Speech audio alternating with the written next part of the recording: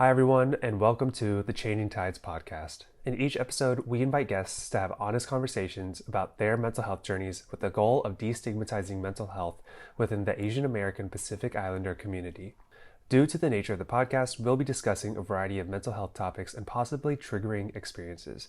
While we and the majority of our guests are not trained professionals, we encourage you to practice self-care while listening and seek professional guidance if you or a loved one is in need of support. With that said, let's start the episode.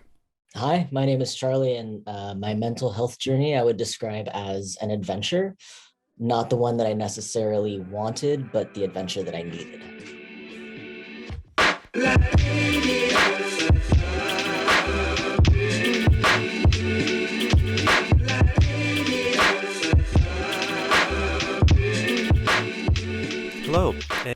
Hello, and welcome to another episode of the Changing Tides podcast. I am your host, Matthew Yonemura. Welcome to another episode. I'm so excited to share this episode with you. I had a lot of fun with this one, specifically because of the guest. Not to say better than any of the other guests or anything like that. It was just a very special guest because this guest is my cousin. He has taught me a lot. He has been an inspiration to me, and we have gotten a lot closer over the years, and I'm really happy to have Charlie in my life. Charlie uses some colorful language, so I want to put a heads up for that in case any listeners are caught off guard with that. And I also want to say that we discuss LGBTQ plus matters that I do my best to use the proper language and vocabulary surrounding it. And if I don't, then I'm sorry. But I want to give a heads up that we do discuss LGBTQ matters, and also a little bit, we touch briefly on substances and recovery. We also talk quite a bit about Jehovah's Witnesses and that religion and Charlie's experiences with that. So just a heads up with that. All of that and all LGBTQ plus matters has to do with this particular case. It does not necessarily mean it's a one size fits all. This was very much so one person's experiences. So I want to give a heads up for that as well. So I've hinted a lot about this interview. I've foreshadowed quite a bit, and I'll just let Charlie do the rest of the talking and share the story from his point of view. So without further ado, I'd love to introduce my cousin, Charlie Connor. Charlie, welcome to the podcast. Thank you, big cousin, for taking the time. It's been a while since we've talked in person. I think the last time was when you were in LA. We just drove around a little bit and talked, but Oh yeah, yeah, that was a while ago. I was in high school. years. I was in high school. So it's been over 4 years, I think. Wow. No, I saw you once when I went up north. But anyways, it's besides the point. Thank you for taking the time on the podcast. I'm really excited to share your story because I know bits and pieces of it, and I think a lot of people could benefit from hearing from you. So I'd like to start by asking you about why you describe it as this adventure and why it was needed for you. I think like as soon as we realize, and at least like I can only speak from my own experience, right? Like as soon as I realized that like mental health was important, it became this like journey. And the like adventure portion comes in of like sometimes you got to fight for it, like you have to look at your mental health as this thing that you need to protect, like, and sometimes even from yourself. So like this adventure has been like getting to know myself, getting to know like how I interact with the people around me and like how that affects my mental health. And it's just been like this, I don't know, it's, if you think of it like, this is going to sound super narcissistic. If you think of it like the hero's journey, right? Like you go through some stuff, you have some ups and downs, and then you come to this like pinnacle of like something either needs to change or you need to like give up something in order to move on. And it's like that point in my mental health was like, okay, like I really need to commit myself to like therapy and to recovery, or else like I can't continue in this journey. Like I won't be able to continue. So that's kind of why I think I look at it more of an adventure. Yeah. I think that makes a lot of sense, actually. I don't think it's narcissistic. I think that's actually a really good comparison because, I'm a film major, so we learned about the different types of stories. It's like, they say it's like man versus man. They say it's like man versus nature and man versus self. It's like there's these very like it's these versions of the hero's journey, but the mental health adventure, it's very much so all of them. There's the external forces, there's the environmental forces, and then as you said, protecting yourself, like from yourself, because you could get in your own way all the time when it comes to your mental health. So I actually really loved your comparison. Um, but jumping into, the actual adventure itself, um, if you can share what you're comfortable with, of course, but can you talk a little bit about, your upbringing and what that was like for you? Yeah. I was born and raised a Jehovah's Witness. Anybody that has any, I guess, experience with that kind of knows that they're pretty controlling as far as like religions go. A lot of times it gets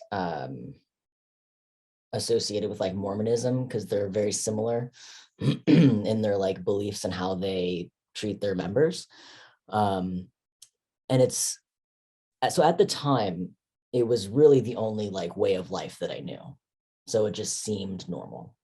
Both my parents were Jehovah's Witnesses. All my friends and family that like I knew were Jehovah's Witnesses, with the exception of like my kind of more distant relatives. So the it's funny, I actually just talked to my therapist about this yesterday. um, I have a hard time wrapping my mind around calling it like abusive. And like that's my own, journey that I have to take with my therapist. But I will say that right now it was very strict. Um, Not only having a father who was, Japanese, what would be our like second generation? I believe for your side, because my mom makes me fifth generation. Okay. I think your dad would be third. I think. Yeah, third. I Okay. think I think your dad and my dad are both third generation. Okay. So whatever that makes me, still like very strict, like kind of stereotypical Japanese household where it was like you will get good grades, you will double check all your homework, and if you don't, you're going to be grounded. Um, and on top of that, like the emotional unavailability of a father was was challenging growing up. Of like kind of not knowing where I stood with him, not knowing like was I doing enough, was I good enough, um, which also again played into the being raised a Jehovah's Witness and the sort of indoctrination techniques that they use kind of lends itself to like, okay, well, I don't really have to think for myself because everything is, laid out for me. And even though I don't know where I stand, like I know what I need to do. So that was my childhood. You know, I you describe it. From your point of view, I'm surprised that you discuss it with such maturity. Um, because when I look at it, like from my outside looking in, like just as a relative, as the distant relative that I really didn't know about your religion at the time, or much about your family as a whole, like when we were growing up, I just remembered like you guys had a lot of movies, and for some reason you didn't have cable TV. I remembered that. And that was basically what I remembered from like growing up, going to visit you guys in Northern California. Um, but yeah, I do you hear me now? Yeah, I got you. Literally like as I was mid monologue and like I saw the like Wi-Fi bars bouncing. Um, Are you guys but getting power shutoffs down there from the fires? so far no, Okay. but I don't know. Sometimes I don't know. I don't think it will happen again. That's not a recurring thing, but if it is, I'll figure something out. But Anyway, before my internet just cut out, but ultimately what I was saying is you discuss everything with such maturity, and I'm very glad to hear that you use therapy as such a tool to your advantage because, and you're very open about it, which is something that's not common in the Asian community. And not, I don't think with some hardcore religions, I don't think it's super common to discuss mental health either. It's a lot about praying and through your faith. So I'm very happy to hear that. Um, so if we could kind of jump forward a little bit about, your young adulthood, and at what point you felt maybe something was wrong or you weren't entirely comfortable in your own skin. And before I ask any more questions or add on, I want to say that I'm doing my best to use the most accurate language around your transition. So I apologize if anything is offbeat, but I'm doing my very best. So, but if you could walk through your young adulthood. Yeah, absolutely. And I'm not going to take your head off because we're all learning, and Mm-hmm. that does nobody any favors from I like, appreciate it. you're not referring to me correctly. I appreciate it. It's all good. So I think that I've kind of always been uncomfortable in my own skin. And that's just for different reasons altogether. Like some of it had to do with like gender, some of it had to do with like, I just always felt wrong. Simply just being a Jehovah's Witness, you're taught that like no matter how good you are or how good you try to be, that like you might not be good enough. And like there's no way to know that because only God will know that. Mm, And but the deeper issue, and I think like you said earlier, what you're getting more at is my gender identity. So yeah, I guess it's, do you want the long or the short version? I think I'd be happy to share the long version, and I think, your story is probably more powerful than you give it credit. So if you're willing to share the long version, I think I'm here for it. And I think anyone listening would be here for it. Okay. So back in 1988. Go for it. I mean, hey, if that's what it is, then go for it. um, so I'm what they would call an elder millennial. I was born in 88. Um, okay. So I've always been a tomboy and that's, I think some people get a little bit confused of like, oh, well, are you a tomboy? Does that mean you're trans? Like, no, like some people are just tomboys and they're completely, they're happy in their own body and they're fine being like a girl who is a tomboy. And for me, like, I didn't even have the concept or the vocabulary for being trans until I was like 24. Mm. I didn't even know it was a thing. Like I knew like gay and lesbian was like a thing. And like I had almost no contact with anybody who was in the LGBT community until I was in my like early to mid 20s. Wow. Okay. So being a good like Jehovah's Witness girl growing up, like I wore skirts 3 times a week. I went door to door to like try and convert people. And it was just like kind of expected that like once I reached a certain age, like I would get married and have a family and do that. And then, make more little baby Jehovah's Witnesses. And I just always had this issue of like, I never want to be pregnant. Like I never want kids. Being pregnant sounds freaking awful. But like I guess there's no other choices. So like I got married. He was the first guy that I ever seriously dated. Like all in all, like nice guy, no issues with that. We were married for 6 or 7 years, I think. Because we got married right out of high school. We dated through high school, and really the way I look at him now, like looking back, like he was just like a really good friend. Mm. Um, but yeah, I didn't, like I said, like I didn't know any better. I had no idea. And so we started, they would call it, the Jehovah's Witnesses would call it struggling, right? We Mm. weren't going to meetings super regularly. And like we started having like these questions like, well, if you guys teach this, then why that? And without getting into the whole like religious aspect of it, basically started questioning the religion. And in high control groups like that, super not an okay thing to do. Yeah. And so the elders came by and they're like, well, you shouldn't have these questions, and et cetera, et cetera.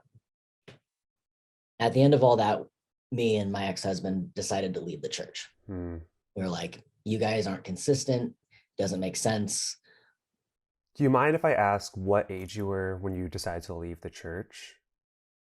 Yeah. I mean, no, I don't. You need to look it up because I don't want to be wrong here, and it Okay. was a while ago. Okay.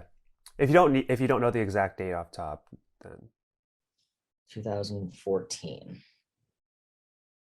2014? Yeah, so I was 26. okay. I'm like, math. Yeah, so I was 26 when Okay. we decided to leave. Got it. And it's really interesting because it's almost like as soon as we decided to leave and as soon as we started like branching out in our worldview, I started looking at things a lot differently, and it happened super quick. So, and that just goes to show you that like without that constant indoctrination, like people will leave.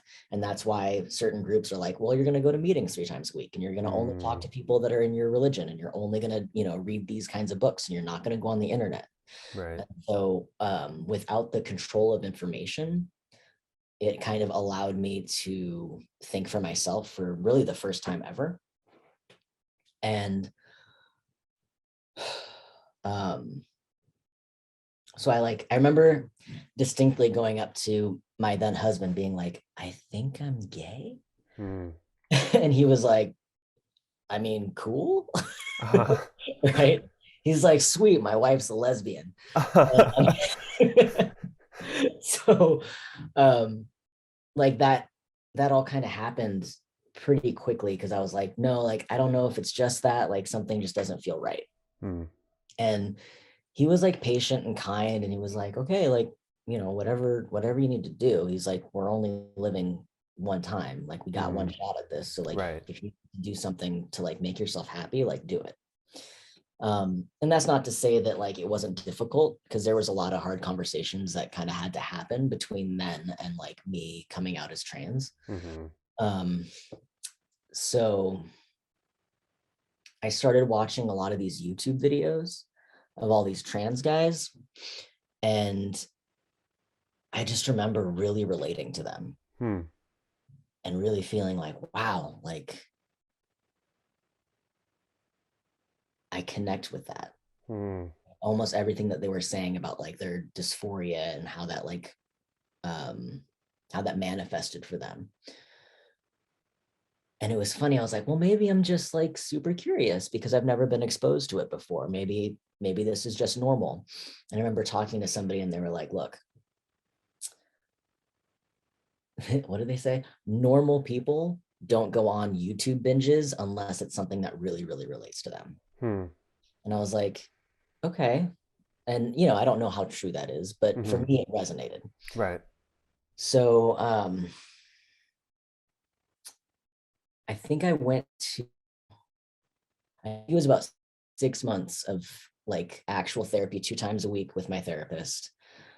And just like talking to her about it, like, I mean, and she knew like some of my history, and like, I think I'm trans, like, I don't really know, this is super scary.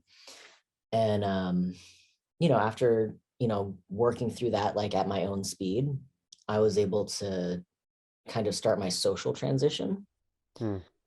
And a lot of doctors, they're like, we want to see you kind of like live as the gender that you want to be before we start making permanent changes.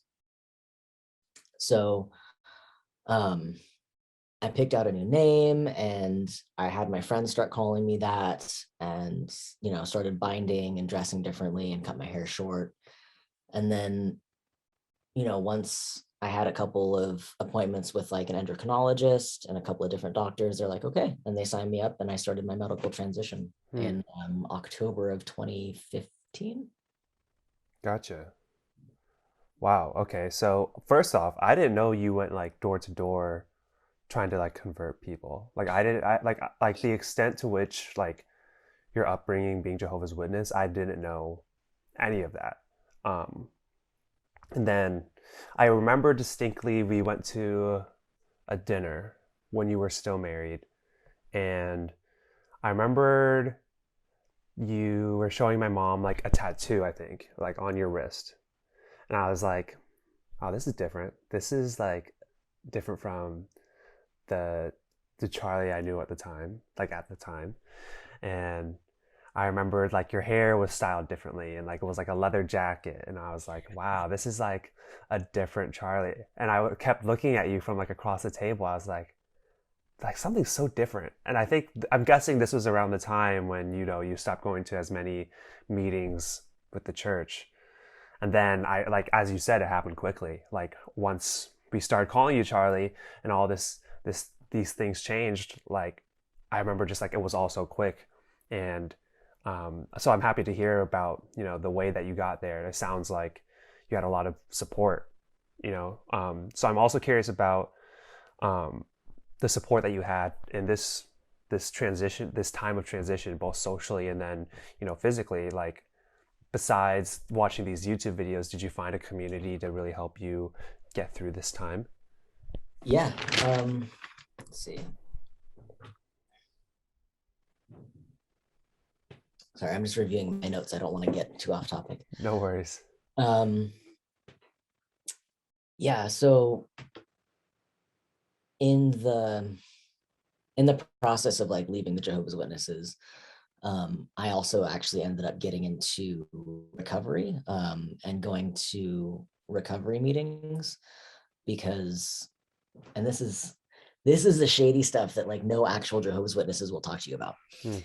There is a huge issue with people who are Jehovah's Witnesses using alcohol and prescription drugs to like just get through and maintain like being in the church. Wow. So I got into recovery like around the time that all of this was happening because I apparently like to do everything all at once. So I got clean, I got a divorce, and I transitioned like within 9 months. Like Mm. all that in 9 months. So I don't remember where I was going with that. Oh, um, so the community that I found in recovery, like obviously they're like all tatted up, like have had like life experience, Mm. right? And like could give two fucks. Oh, sorry, they didn't care. Okay, that's fine. They didn't care about who I wanted to sleep with, how I wanted to cut my hair, what I wanted to do to transition. They're like, as long as you're clean and as long as you're happy, we don't care. Hmm. So I had this great community of people in recovery and then also in the LGBT community that is also in recovery. Mm. Like, what do you call the intersectionality? Where a Yeah, bunch of different identities kind of merge. right. Like, they all just surrounded me with love. Mm. And they were patient and they kind of like understood what I was going through. And I think that common experience has um, a very lasting bond. Mm. It's and not to like disrespect people that have like actually served in the military, but I liken it to people that have like gone through combat together. Okay. Um, it's that kind of bond of like we've been through some shit and we know what we've been through. Gotcha. Like kind of like a like I guess what you're another way of putting it maybe would be like a shared experience that like you and that particular group, like that's something that you guys only could relate to. So I understand what you're getting at there. Um, so I love to hear the support that you did have, but I know the majority of this, but like what like was there pushback that you faced when you decided to transition? Um, yeah. So initially some like pushback and hesitancy towards my coworkers at the time Hmm. and towards some of the friends that I had at the time. But really at this point in my life, all of my immediate family and my friends that I knew growing up had already begun shunning me and haven't like talked to me. Hmm. So I really only had people who were like okay with it. Hmm. Um,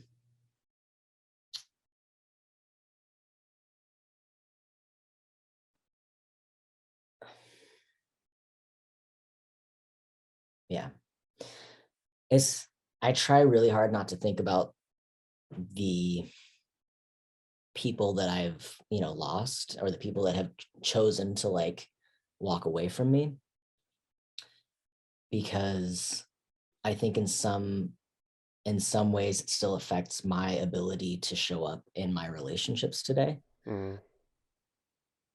The like I'm not good enough for people and that's why they leave is not necessarily true. That's like my own flawed thinking because of how people treated me before and because of the religion that they're a part of, and getting to a place of like, even though my parents don't talk to me, like they're doing what they think is best, and in their mind they're doing what shows shows their love for me to like God, Hmm. and to them that's more important than showing up for me in real life. Hmm.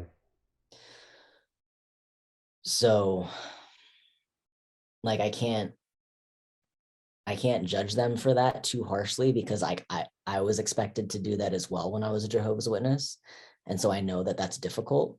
The only difference is like I got out. So I I much prefer to think about the relationships and the friendships that I've gained Hmm. in coming out and in you know being my authentic self. Like I had no idea who you guys even were. Like you were my cousins that would like come visit once a year and we'd go to like grandma and grandpa's house, right? Yeah. And we would have like one or two awkward dinners and then I would go home, No, exactly. but like now I actually have a meaningful relationship with you guys, which is Hmm. which is awesome. Yeah. Yeah. I mean, that's kind of what I was getting at earlier about like I knew you had no cable TV and like like the way that like we've grown together now, like that car ride, um, like 5 years ago maybe it was you and me, and we just drove around LA, and like I asked you about your experiences and you educated me so much, and like that was a deeper conversation in that one day than we like all collectively had any time prior to that. Yeah. So like in becoming, like in this transition of you gaining people, losing people, like I know for me, like I'm happy for you, of course, but then like on my side, like selfishly, like I'm so happy that I've gained this relationship that we have because like I know there's like a mutual appreciation that we have back and forth. And it's just like it's awesome because again, like it was awkward dinners and that was the extent to it. Yeah. Like it's wild to think about because like I like it's honestly like it's so hard for me to even think back to any of that. I remember the thing that stood out the most to me was like the wedding and the like priest and this long speech that didn't make sense to me in any way, shape, or form. And that's when I realized like what it meant that you guys were Jehovah's Witnesses. It was like a different way of thinking. And Mhm. yeah, so yeah, I'm very grateful for the relationship that we've developed as well. Um, So touched on our relationship and how this is strengthened, but I was also curious, did any other relationships strengthen or deepen, once you transitioned? Well, my therapist would say that the Okay. most important relationship is with myself. Mm, Um, and I would say that it got easier. I don't know if I would say that it got better because I okay. don't know if I even had a relationship with myself before this. Interesting. Um, like being self-aware is not something that happened for me until I was like my mid-20s. Huh. um, Wow. yeah. And so, after I felt more at home in my mind and in my body, um, like that relationship with self got way easier. Uh, Mm, I feel like I move through the world differently and a little bit more gracefully. And that's not saying a whole lot because I'm still super ungraceful in a lot of different areas. But I think that that's important to touch on, especially because of the topics of this podcast being mental health, right? Like your ability to be self-aware is super important. One of my childhood friends, she also left the Jehovah's Witnesses, and we like grew up together. Our relationship has gotten like way better since I've transitioned as well. And mm, she was one of the first people that came to visit me after I had one of my surgeries. And she was like, dude, you look awesome. Like, you look like you carry yourself differently. Like, you don't like hunch over and try to like hide who you are. mm, Um, and for someone like her to say that, it was big for me. It was very like it was a big affirmation that like I was on the right path because she saw me like since I was like 13 or 14. oh, okay. Wow. So yeah. And I think that, going back to your relationship with self is that like when you feel content and happy within yourself, all of the relationships around you will improve, because you're able to show up authentically and fully in those relationships. And so, having the love and support of like your family reaching out to me when I think it was like a Facebook post that I posted. I was like, "Hey everybody, I'm trans."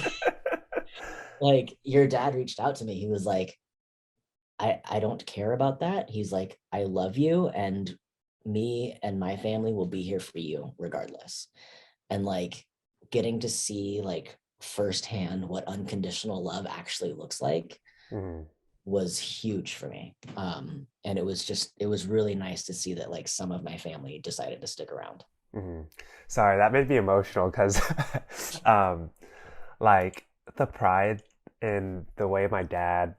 Sorry, not to make it about me. It's more a comment on Jeff Yonemura.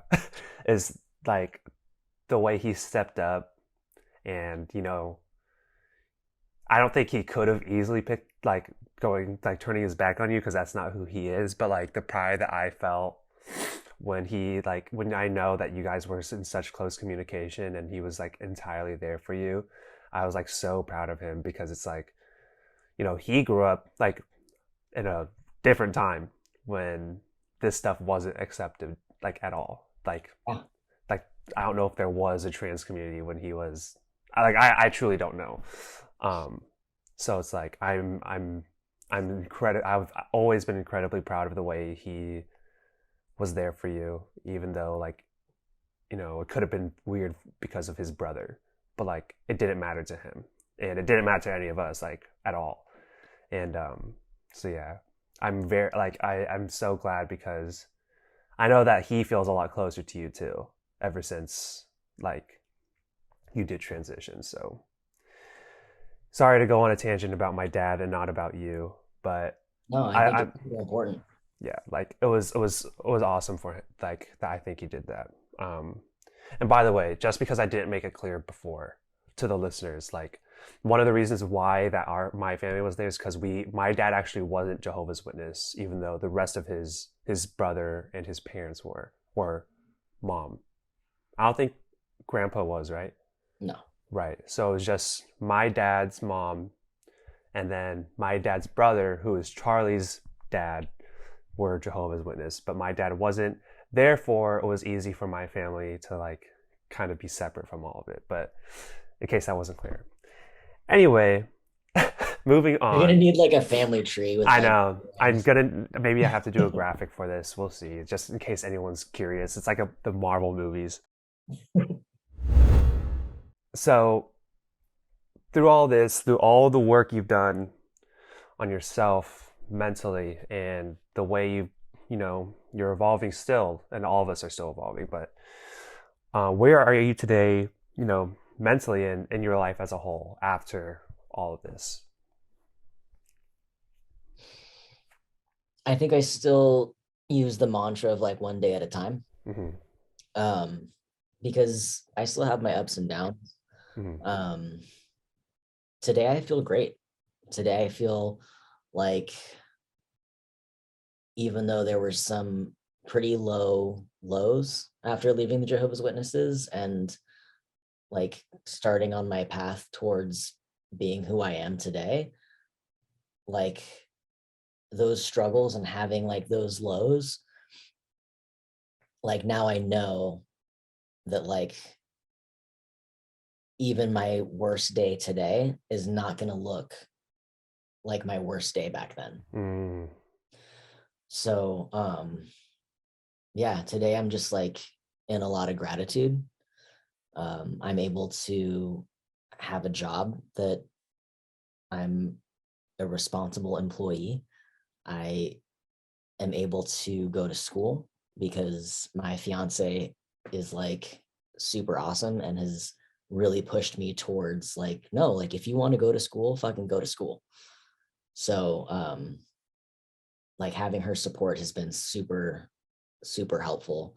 Um, not only in like the academics and like the secular part of it, but like you need to go to therapy. Like I know it's been a while, but like uh-huh. you're kind of being a dick. But like someone that calls you out on your shit is like super important. Yeah, definitely. So like I am super grateful of like the people that are still in my life today who challenge me to be a better person Mm-hmm.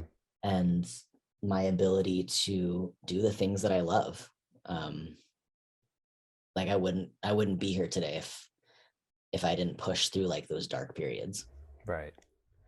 Yeah, that's the whole thing. It's like the understanding that although for the most part, like then compared to now, it's a huge like like it's way better, but like the ups and downs still happen. Mm. That's something that like I've struggled with is, I'm doing so much better than once how I once did, but then like falling like those down times, it's like, oh, I thought I was past all this. It's like something where you have to be like, no, you're allowed to still have bad days. It's not going to be like how it used to be. You're going to have bad days as you're still progressing. Yeah. Um, so I'm glad you said that. Um, and then also like, I'm sure with like finding new support systems and finding your new friends and whatnot, but what was the most difficult part about reinventing who you are like in your 20s? Like it's like we go through like middle school and high school and that's kind of like our time of change, but like you were in your mid 20s when you make this big life change. So like what was it like for you to kind of have to reinvent yourself? Um, I think the feeling of like I wasted so much time.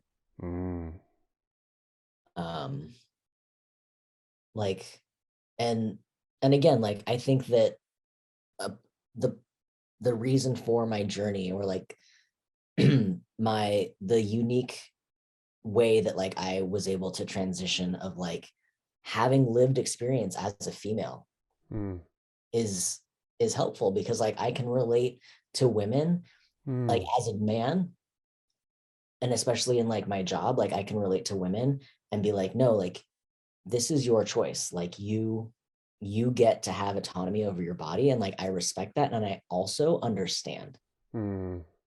and being able to kind of see both ends of the gender binary Hmm.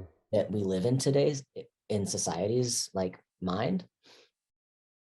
I think it gives me a pretty unique perspective on, gender roles. Hmm. Um, and so, oh, you're looking for negatives. That I, No, no, not at all. Not at all. I'm just looking for like not negative. I'm not looking for negatives or positives like at all. I'm just curious like what was it like, because not only in transitioning, but it's when you were leaving the church, like in this mid-20s, as you said, you did everything all at once. Like yeah. this finding yourself, like what was it like to be going through all this change all at one time, you know? See, that's why I wrote stuff down and I went up anyways. Um, I think having to walk away from like a marriage Mm, and like a life that I was building with this person and being like, okay, well, gotta go. right. Like that was rough. But like also like an opportunity to like grow. Um, like my friend and any of the younger listeners out there, ignore this part, but one of my friends, she says, marriages are like pancakes. You got to throw the first one out anyways. So, um, Oh my gosh.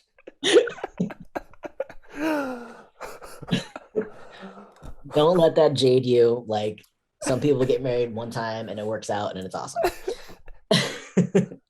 um, and the only other like real struggle I'd say is like second puberty. Like that Oh. Mm. like acne and like hair getting like sweaty for no reason. Um, that's been rough. And just to be clear, the second puberty, that's because of like the like medical side of things, right? Yeah, yeah. So Okay. testosterone Right. makes you dumb. Hey, I mean, I'm not gonna sit here and say you're wrong, because I'd be lying if I said you were wrong. Because, and also like the sweating for no reason, like you're preaching to the choir. It's ridiculous. Yeah. um, but yeah, that's interesting because, like, I guess I didn't realize your timeline until now, but it really was like all in your mid 20s of this drastic change of leaving the church, transitioning, new groups, like new friend groups. All of this was all hitting you at once. So it was like a total time of change for you. And this is kind of just a quick question, but I was curious if you if you had therapy at the time, or if you were mostly relying on like your different support groups. Both. Okay, Yeah. cool.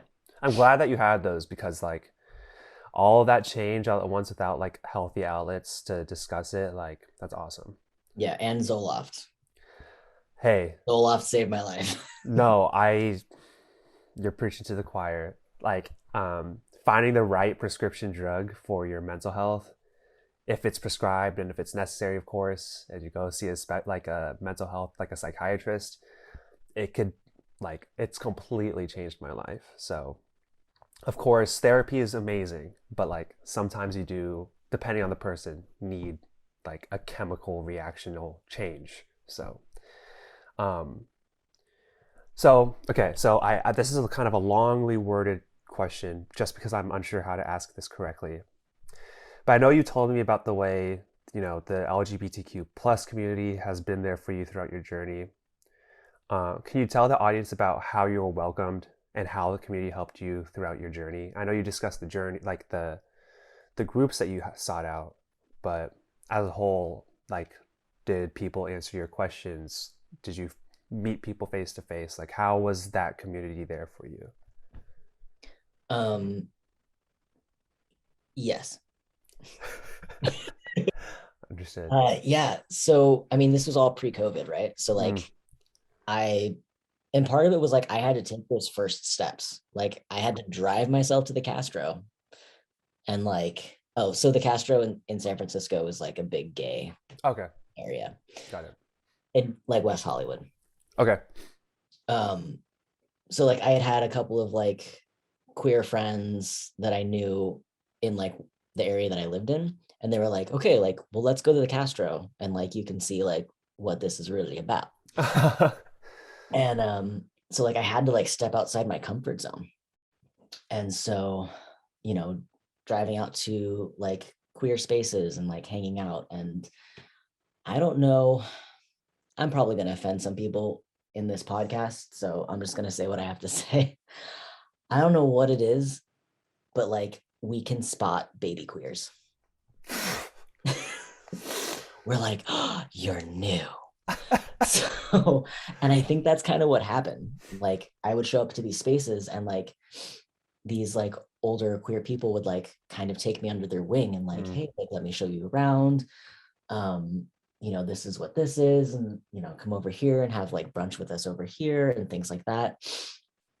And I think just having that like kind of older community of people who've like gone through that, Mm-hmm. um, to just like, oh, like I have a whole new family. Mm. And in the queer community, it's we refer to it as like our chosen family. Mm.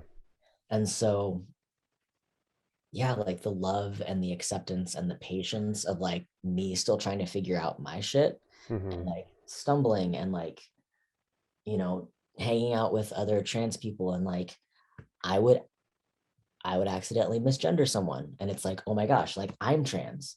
Mm. How does that happen? Mm. But it happens because we're all socialized the same way growing up.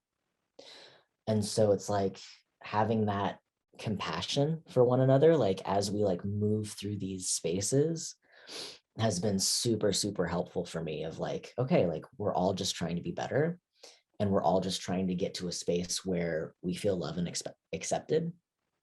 And in those like queer spaces, giving each other room for that was like hugely important for me. Mm. I also, the fact that you said like you could spot out the baby queers is super silly to me just because like I don't know if that's the official term, but like I think it's also cool because it's like if you see someone that's a little more timid or like wandering a little bit more, like they're not as, you know, they're clearly in a new space. I think it was what it led to was like, hey, let me welcome you in and show you around. Like that's awesome because that's like it's like going to college in a new city or whatever you go to college and you have orientation week. Like I can't imagine like not having an orientation for this new location you're in. Like no matter what it is, like if you're being welcomed into a new space, so having someone to show you the ropes is awesome. And it's cool that it's not like like a set thing. It was just people who are like, let me show you around, let me welcome you into our community. Like that's awesome that it wasn't like a forced upon thing. um so that's dope. Charlie, we are coming to a close. We're coming towards the back end of this. But before anything, please share with the audience your middle name. My legal middle name is Danger. And could you please share, just in case like the it's going over someone's head, could you please share like why Danger? Why Danger? Yeah, Because being able to say Danger is my middle name there you go. is like Yeah, the best thing ever. of course, of course. I just want to make sure, like, I get it. Don't worry. I just want to make sure in case anyone's like, what is going on? It's like, if you're like adventurous, you know, you're like, Danger's my middle name. Like, I can do it.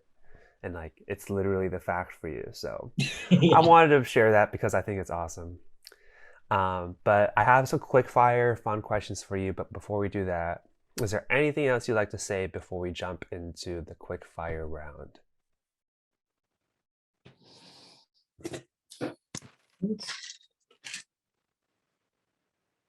I have to hold it out here because I'm old. No, I think I touched on everything. Yeah. Cool. I'm glad. I don't remember what your quick fire round questions are though. So Oh, I didn't send them to you on purpose because I want you to be a little bit on the spot. Yeah. Nah, they're fun though. I mean, I'd like to think they're fun. But if you're ready, I'll go ahead and throw some your way. okay. If you could invite 5 people to dinner, dead or alive, who would they be? Oh, okay.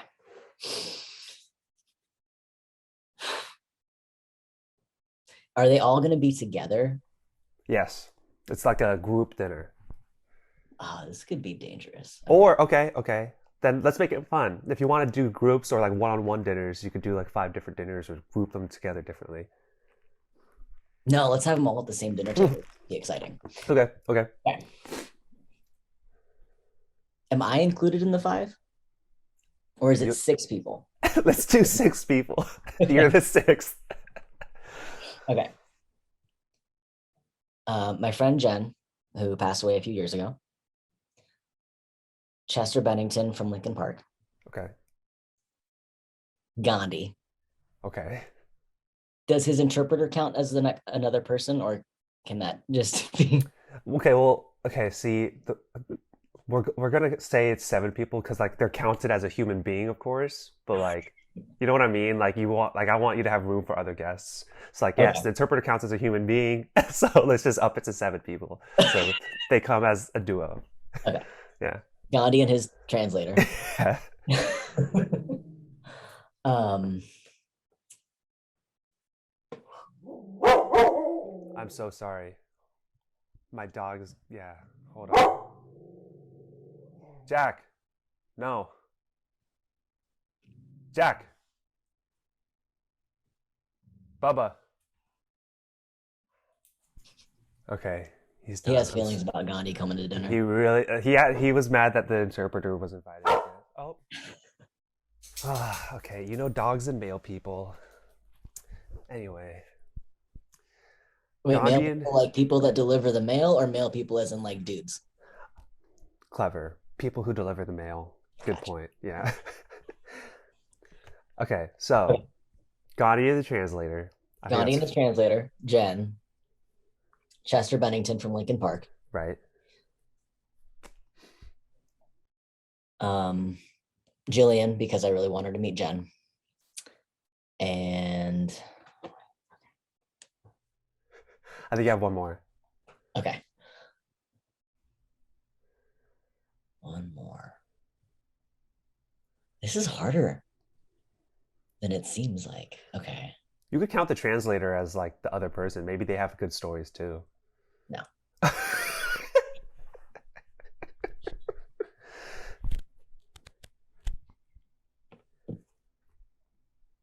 Oh, let's invite my dad because that would be super awkward.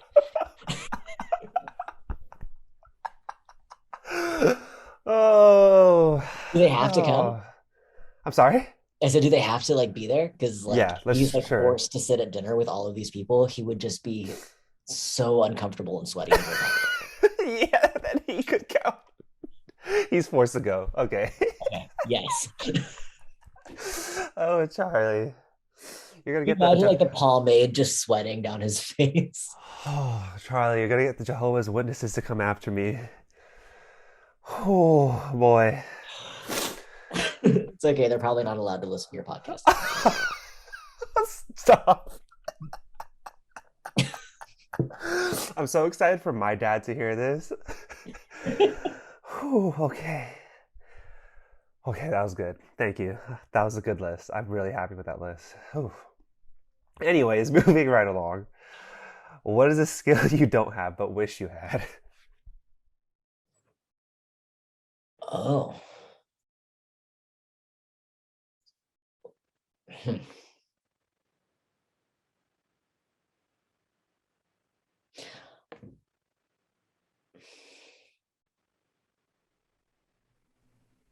You got it. I'm like, I believe there's in so you. many. I lack so many skills. Um, there's people that like are super good at picking up foreign languages, Oh, and they can like, I don't know, like live in a country for a couple of weeks and they're like, oh yeah, I can totally yeah. get by. That I want That that skill, whatever that's called. That's what I want. that's a good one. I was thinking you'd say to grow a full beard, but anyway, going right along. If you could give it, if you, it's okay. It's okay. Don't worry. It's not all about looks, okay? We can't all have glorious beards like you. I got lucky. I'm the only one in my family that could grow one. You're the only Asian who can. It's a superpower. What can I say? Um, if you could give you advice to yourself 5 years ago, what would it be? How long ago was 5 years ago? 2016. I don't even remember what I was doing in 2016.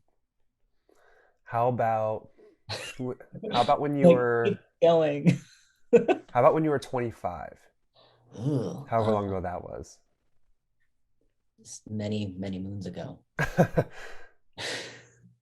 25. Oh, that person that you're thinking about dating right now, don't fucking do it. Oh boy. All Don't. right. I Don't do won't it. dive into that. I'll let that be. Let that one go. Okay. To close it out, what would the title of your autobiography be?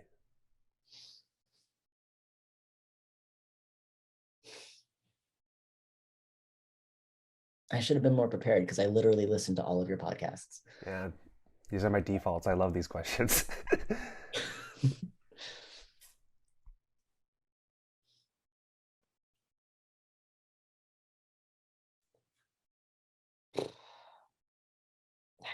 That's wow. Yeah, I don't know.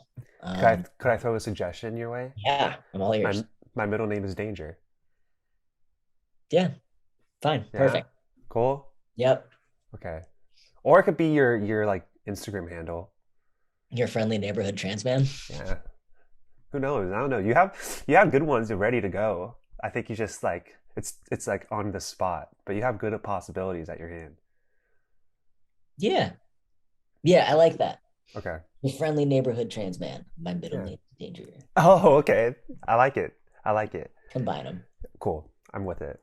Charlie, thank you so much for taking the time. I miss you. Hopefully, I'll see you soon. I don't know if I'll be going up north anytime soon or if you'll be heading down, but hopefully, we link up soon. And yeah, I love you. Thanks for coming on the podcast. And yeah, I hope I see you soon. Yeah, I love you too, man. We'll be in touch. I want to plan a road trip. So Cool. Thank you again to Charlie for being a guest on the podcast and discussing your experiences in the Jehovah's Witness Church and also for your experience transitioning and also just talking with me because it's been so long since we've talked and heard your voice rather than like Facebook messages or Instagram or text.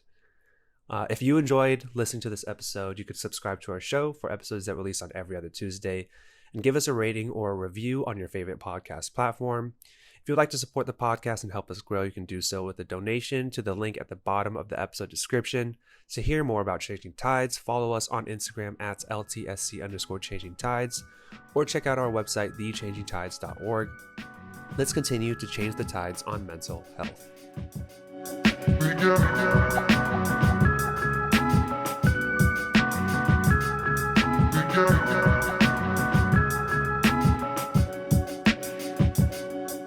Yeah.